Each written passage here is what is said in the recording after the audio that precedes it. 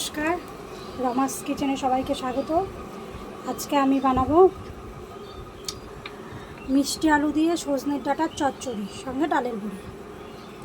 তবে এই যে সজনের ডাঁটাগুলো আমি এইভাবে কেটে নিয়েছি, আর মিষ্টি আলুগুলোকে এইভাবে সজনে ডাঁটার মতো বড় বড় করে কেটে নিয়েছি। আমি প্রথমে সজনে ডাঁটাগুলো মিষ্টি আলুগুলোকে ভেজে নেব।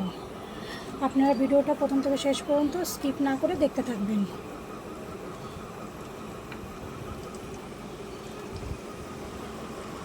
আর রেসিপিটা যদি আপনাদের ভালো লাগে অবশ্যই লাইক কমেন্ট করবে, শেয়ার করবেন, আর সাবস্ক্রাইব করে পাশে থাকা বেল আইকনের সঙ্গে থাকবেন। আর যারা ফেসবুক থেকে দেখছেন তারা অবশ্যই চ্যানেলটাকে ফলো করবেন। এটা আমি নুন হলুদ দিয়ে মিষ্টি আলুগুলোকে প্রথমে ভেজে নিচ্ছি। মিষ্টি আলুগুলোকে ভাজা হতে হতে আমি সর্ষেটা বেটে নিচ্ছি। সর্ষে আর কাঁচা লঙ্কা আমি বেটে নেব। মিষ্টি আলুটা আমার বেশ ভাজা হয়ে গেছে, আমি মিষ্টি আলুটা নামিয়ে নিচ্ছি। এই তেলের মধ্যেই আমি ডালের বড়িগুলো ভেজে নিচ্ছি। এই যে ডালের বড়িগুলো আমি এইভাবে ভেজে নিয়েছি। তেজপাতা দিয়ে দিচ্ছি,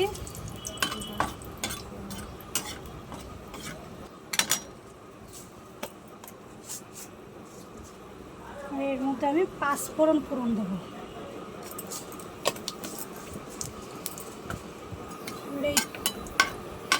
এর মধ্যে আমি টমেটো দিয়ে দিচ্ছি, টমেটো কুচিয়ে রাখা।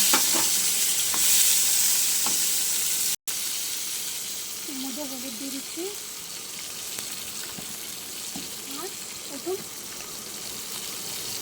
স্বাদ মতো নুন দিয়ে দিচ্ছি। টমেটোটা একটু ভাজা ভাজা হবে ততক্ষণ পর্যন্ত আমি এটাকে রান্না করব। এই যে ডালের বড়িটা এইভাবে ভেজে রেখেছিলাম, এবার আমি সবগুলো একসাথে দিয়ে দিচ্ছি। সজনের ডাঁটাটা অনেকে আগে সেদ্ধ করে রাখলে পারে, কিন্তু আমি সেদ্ধ করিনি। আমি একটু যখন রান্না করব একটু জল দেবো, তখন আমি একটু বেশি করে জলটা দেবো যেন একবারে সেদ্ধ হয়ে যায়, তাই আমি আলাদাভাবে সেদ্ধ করে নিই। এবার সজনে ডাঁটাটা সেদ্ধ করলে কি যেই জলটা ফেলে দিচ্ছি সেটা হচ্ছে উপকারী জিনিসটাই চলে আসছে আমাদের।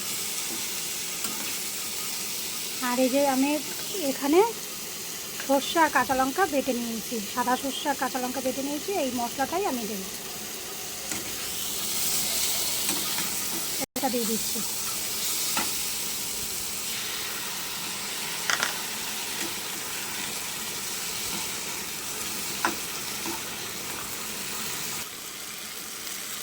এর মধ্যে আমি এবার একটু বেশি করে জল দিয়ে দিচ্ছি, তাতে মশলাটা একবারে কষানো হয়ে যাবে আর ডাঁটাগুলোও সেদ্ধ হয়ে যাবে।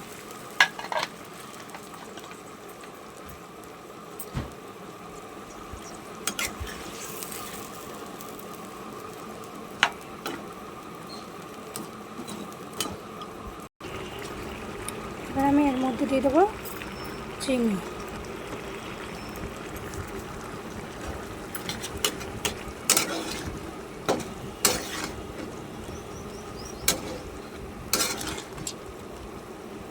সজনে ডাঁটাগুলো খুব সুন্দরভাবে সেদ্ধ হয়ে গেছে, ডালের বড়ি আমার সেদ্ধ হয়ে গেছে।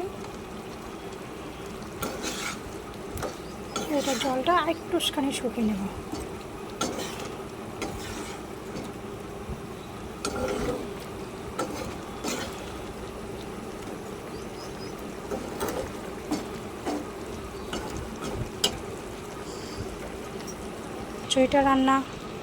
আমাদের চচ্চড়িটা রান্না হয়ে গেছে। এবার আমি এটাকে নামিয়ে নেব। এটাকে আমি নামিয়ে নিচ্ছি, গ্যাস অফ করে দিলাম। এই যে আমাদের চচ্চড়ি রেডি। ভিডিওটা যদি ভালো লাগে তাহলে অবশ্যই লাইক কমেন্ট শেয়ার করবেন।